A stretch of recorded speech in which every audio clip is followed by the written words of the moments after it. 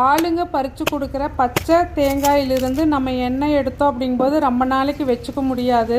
இது தானாகவே நல்லா மரத்துலேயே காஞ்சு கீழே விழுற நெத்துக்காயை சேர்த்து வச்சு அதை உடச்சி ஒரு நாள் காஞ்சதுக்கு அப்புறமா அதை தொட்டியிலிருந்து அந்த பருப்பை தனியாக எடுத்து வச்சுக்கணும். அதுக்கப்புறம் ஒரு துணியை விரித்து அந்த பருப்பை ஃபுல்லும் காய போடணும்.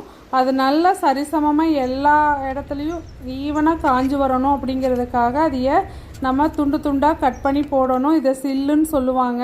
அதுக்கப்புறம் 2-3 நாள் நல்லா காய வச்சதுக்கப்புறமா நான் 7 கடல் 7 மலை தாண்டினாலும் பரவாயில்லை, மர செக்கில் தான் எண்ணெய் ஆட்டணும் அப்படின்னு சொல்லிட்டு ஒரு 2-3 மில்லை தாண்டி இந்த இடத்துக்கு கிட்டத்தட்ட 20 கிலோமீட்டருக்கு மேலே ட்ராவல் பண்ணி வருவோம். ஏன்னு கேட்டால் இந்த மர செக்குங்கிறதுனால எண்ணெய் ஆட்டும் போதே சூடேறாதுங்க. அதனால ரொம்ப நாளைக்கு வரும். அடுத்தடுத்து என்னங்கிறத காமிக்கிறேங்க.